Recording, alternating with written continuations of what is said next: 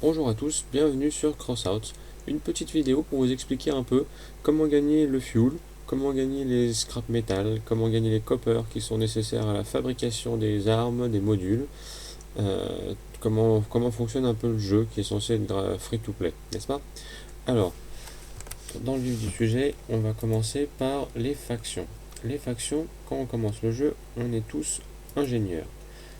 En tant qu'ingénieur, on peut créer les choses de base, donc la machine gun, le shotgun ou le canon de 57 et d'autres petits trucs dont on parlera un autre jour. Pour construire ça, on a besoin des scrap metal.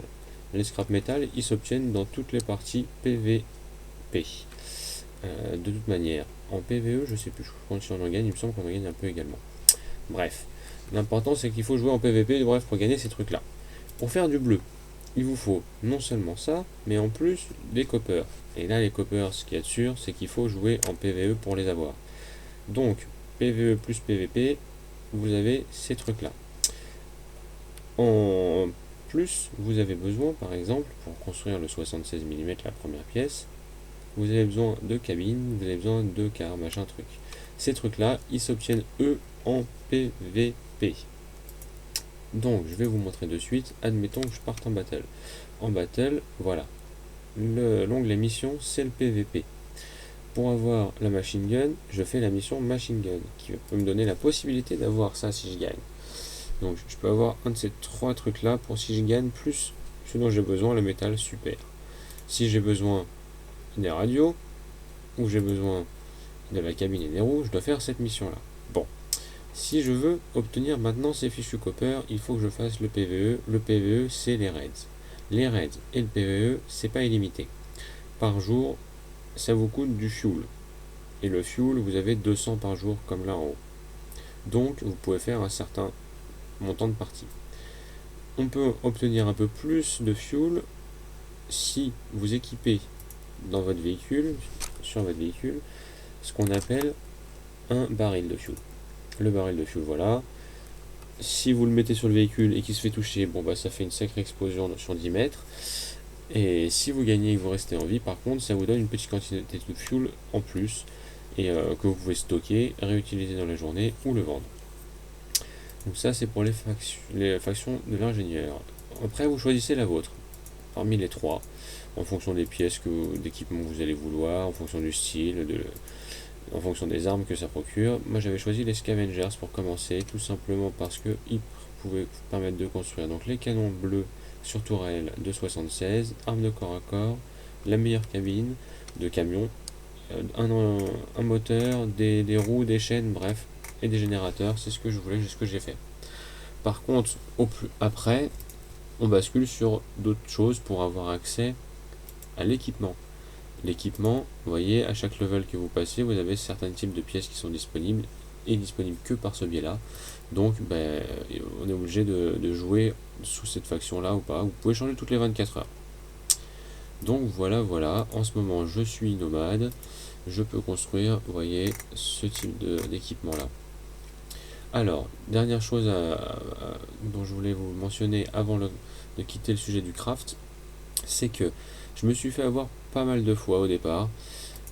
Il vaut mieux, si on a de l'or disponible, parce que j'en avais, il vaut mieux aller sur le marché et toujours avant de crafter quelque chose, vérifier son prix sur le marché. Parce qu'il est parfois plus rentable de construire autre chose qui vaut plus cher sur le marché pour le revendre sur le marché instantanément, en prenant en compte la commission là, et d'acheter avec cet argent-là, d'acheter ce ce dont vous avez besoin, en gardant le surplus pour autre chose. Voilà. Bon, ça c'est pour les factions, c'est pour gagner. Dans ce chapitre, je vais évoquer un petit peu les véhicules, leurs particularités, leurs statistiques. On peut commencer par du coup la motricité. Et les roues motrices. Donc ça fait 8 total. Et des petites roues avec des chaînes pour en fait tout simplement améliorer l'adhérence et les dérapages. Donc l'armement, donc les medium machine gun dont je vous parlais. Donc là, celle-ci, je l'ai déjà améliorée. Ça, elle prend un peu 10% de temps de plus pour chauffer, donc elle tire 10% de temps de plus, tout simplement. Le radiateur amélioré qui améliore de 60% Pareil.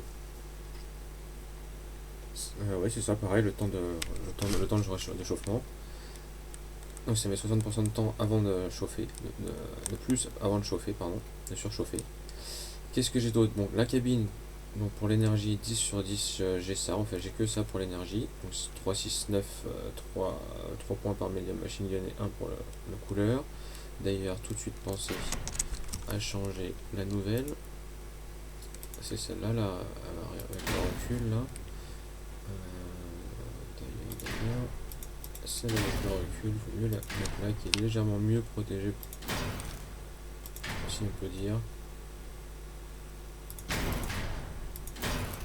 Voilà. Bon, à l'arrière, voyez le blindage, il est ridicule, des petites grilles, sur les côtés c'est pareil, là c'est pareil. Je pourrais même me remplacer ça pour m'enlever un peu de power score. Vous voyez, hop, c'est rapide. On fonctionne comme ça, le clic droit on enlève, la table pour ouvrir le storage et les touches pour changer ça. Voilà, donc je suis repassé en dessous des 3000. Avec ce petit truc là, j'ai fait déjà pas mal de victoires.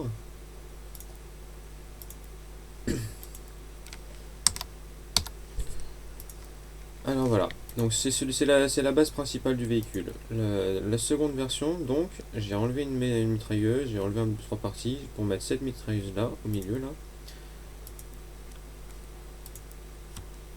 La voici. Donc elle fait un peu moins de dommages, vous voyez. Au lieu de 4, elle est à 3. Le fire rate il est pareil. La portée, donc il est pareil en fait, la portée tient. Et l'accuracy, précision pareil. Et le temps pour recharger, pareil. Ah ouais, d'accord. Bon, bah c'est juste les dommages qui sont un peu plus moins. Qui sont moindres. Vous voyez, j'ai changé un petit peu le blindage. Je l'ai renforcé un peu. Je suis plus à 3139 sur celui-là. Donc en fait, j'aurais peut-être plutôt intérêt à faire comme l'autre.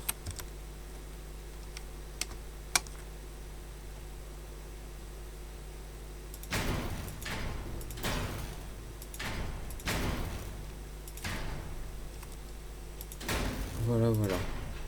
Alors pour ce qui est des véhicules, bah, c'est pas très compliqué. Je suis pas très créatif non plus, vous me direz. Tout simplement, moi je cherche quelque chose d'efficace, je cherche quelque chose en général de léger, compact, qui va assez vite pour pouvoir manœuvrer. Et puis bah pour pouvoir tirer un peu quasiment dans toutes les positions. Vous voyez les deux MG là, elles vont se gêner hein, mutuellement de toute manière au bout d'un moment. Elles vont pas tout le temps tirer en même temps sur certains angles. Mais bon, je compte vraiment sur la lance et la rapidité. J'ai pu changer, j'y m'est arrivé de jouer également pas mal de fois avec cette petite arme là, la violette là, l'équaliseur.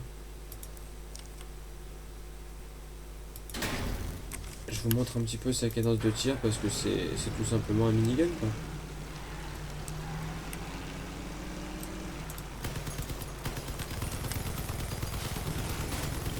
Alors à courte portée c'est dévastateur.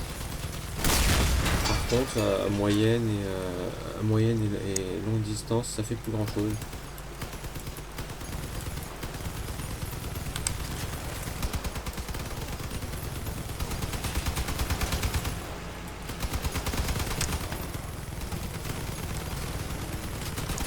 Vous voyez à courte portée c'est cadeau.